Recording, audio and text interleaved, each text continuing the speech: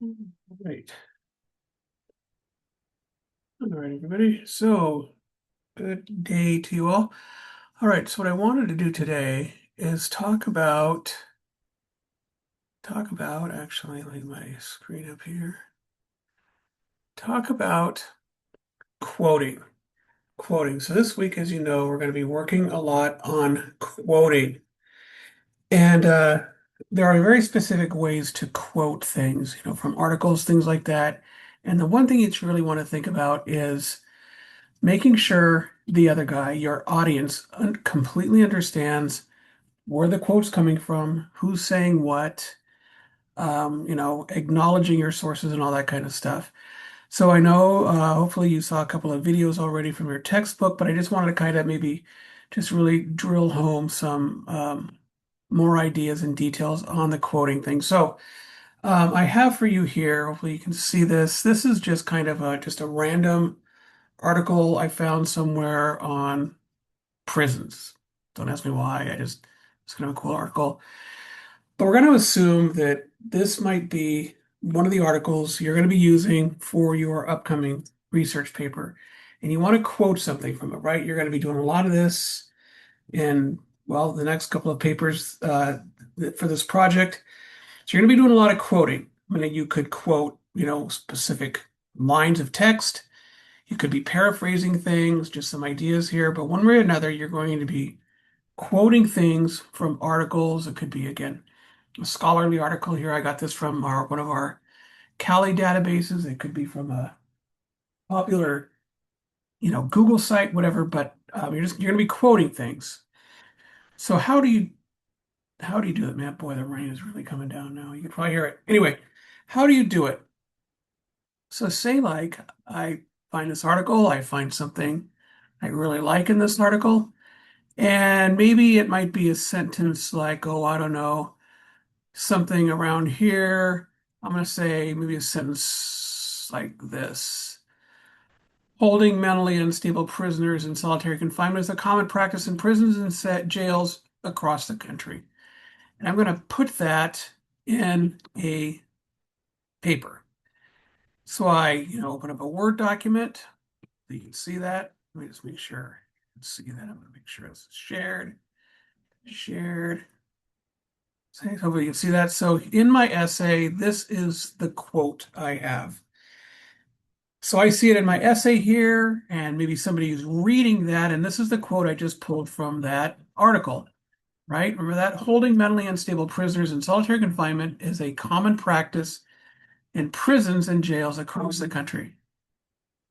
So that makes perfect sense. To me, it does anyway. Well, when somebody's reading that, holding mentally unstable prisoners in solitary confinement is a common phrase, it doesn't really make a whole lot of sense. There's no context behind it. So we need to make sure that they know where that came from. Maybe you could say who the author was, page number, what journal it came from. There's like seriously some golf ball size hail banging against the windows here. If you hear it, I'm not getting shot at, it's hail.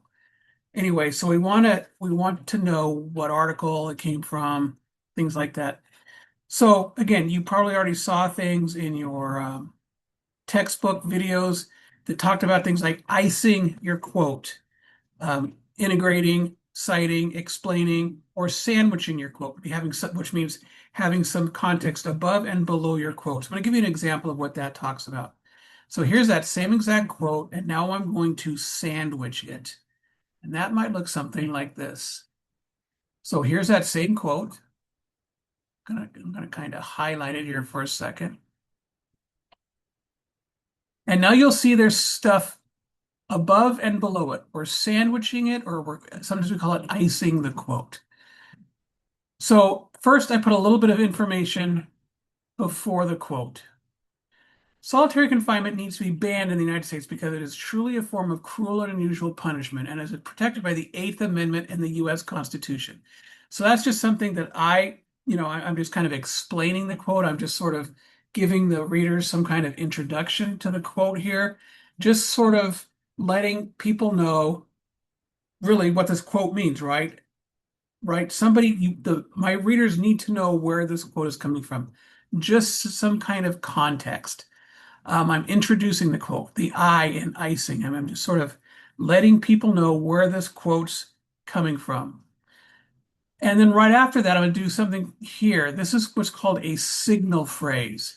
This is kind of integrating the quote into your text. You always need to have this. You always need to have this. Always need to have something directly in front of your quotation mark. And this can be really anything, but you want to integrate or incorporate your quote. So in this case, I say, a 2012 article entitled Punishing Methods suggests that, and then the quote. You might say something like, the author, Matt Stroud, argues that, or you could say, right, you can make up anything, right? Just make sure it's correct. So and so writes that, or so and so says that. Um, but be creative, make it anything you want, but just make sure that you have something before the quote. So again, I'm introducing it with some context of like what the quote means. Again, I'm sure you know what it means, but the person who's reading it probably doesn't know what it means. So I'm introducing it. I'm putting something here. This is called a signal phrase. This is where I'm elegantly incorporating the quote, right? I want a nice flow to the quote. I don't want to just, slam a quote in there. I want to say, the author says, or so and so argues that. And again, your textbook's going to have all sorts of ideas for you, but you can kind of see where I'm going here. And then I have the quote. Now I'm going to come back to the citation here in just one second. And at the very end, I'm going to explain what the quote means. Don't just end it here with the citation. Have like a little explanation. Okay, so what does a quote mean? What did I just say here? Right? So I said, holding mentally unstable prisoners in solitary confinement is a common practice in prisons and jails across the country. So this part is totally up to you. This is like almost like your summary of what I just said or what you just said here. Here I say, not only is the practice of holding and isolating inmates by themselves for an extended period of time becoming more and more relaxed commonplace across America, but an alarming trend of isolating inmates with a history of mental illness has been growing at an alarming rate. So I basically explained to my readers who know nothing about my topic, who know nothing about this article I just read, I'm basically summarizing or telling them in my own words what this quote means. So you can see there's kind of a lot involved with quoting, right? I'm not, right? You can see clearly it's a lot more than just that. To you, you totally understand what that means. But now to your readers, now they have total context of what that quote means. They know now as much as you do what that quote means. Every single one of your quotes should look like that.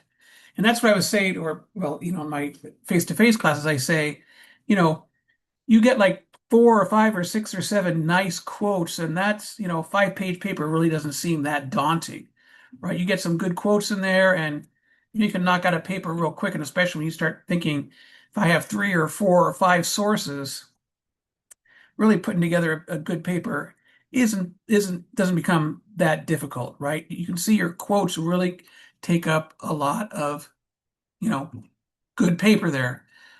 So what about this citation here? What do you think goes in this citation? So again, in your textbook talks a lot about citing and things like that, exactly how to cite things. I have other videos that show you exactly how you might cite this, but I'll just tell you a couple real quick tips here. So remember, this article or this quote came from this magazine. So let me share this again for you. How do I do this? Let me share this. So remember, this came from this magazine. Let me see if I can find it again. So this article, this Punishing Methods, you see it came from remember I got this quote from here. And always notice these page numbers. Always notice these page numbers. Remember, it came from page 20, right? There's lots of pages in here. Here's page 21, and so on and so on and so on. I happen to get this quote. This quote was down here somewhere on page 20.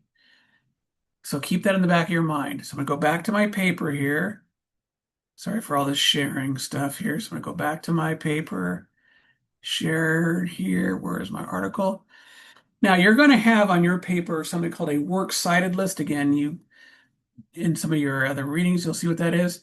And here is my article that I used, The Punishing Methods by that guy, Matt Stroud. And one thing you're always going to, if you remember anything else about citing stuff, citations, in-text citations, always remember citations are built like this. Notice these things. Notice the punctuation marks. These are works cited entries. Every one of these elements between these punctuation marks, see, these are called elements. So in other words, this is an element, this is an element, this is an element, this is an element, and so on and so on and so on. When you cite things, what goes in the citation is the first element every single time. First element. In other words, this would never be in a citation. This would never be in a citation. This would never be in a citation, and so on and so on. Only this, only this, only this. Always the first element. So always remember that. Always remember that. Sometimes you'll put in page numbers. If you ever see page numbers out here, sometimes you'll include a page number, but they always come after the first element. So when I put my citation in here, guess what it's going to look like? It's going to look like the last name. Get rid of the italics here. It's going to go look at the last name in black. Stroud, page number, just like that. Okay? And I think I've got a completed one that looks just like that. That's what it should look like. Now, sometimes you'll have an article that doesn't have an author. Here's another example of that. And again, I have lots of other examples out there if you look at some of my other videos, and you'll see how this citation looks. See how this one looks a little bit different? That's because that was from this source down here. Remember I told you it's always the first element? There are no page numbers. So that's why it just says solitary. And by the way, notice the quotation marks. That's because it's exactly what the first element is. Quotation marks. Now, if you saw a page number in here, you would include a page number, but there's sometimes you'll see an article that's like a website page or something like that, a web page with no page numbers. That's what your citation would look like there. But the point of this whole video is, again, to sandwich your quotes. Remember, something before that explains it, the signal phrase that kind of incorporates the quote, and then the bottom piece, the bottom bun, if you will, to explain it. You're integrating it, you're incorporating it with the signal phrase, you have the quote itself, you're citing it, and then your bottom bun, you're explaining it, icing, sandwiching the quote. Okay, so hopefully that will help. I know you've got a lot of videos as far as citing. This is definitely the most complicated, complex part of doing research papers. This whole citation stuff, it takes a lot of practice. Most of us here have been doing this, honestly, decades, and we're still kind of learning. So it just takes a lot of practice. If you need help with it, please let me know. There's a lot of us here who are happy to help. But that's the deal. Any questions? Let me know. Good luck to you, and we will talk again later.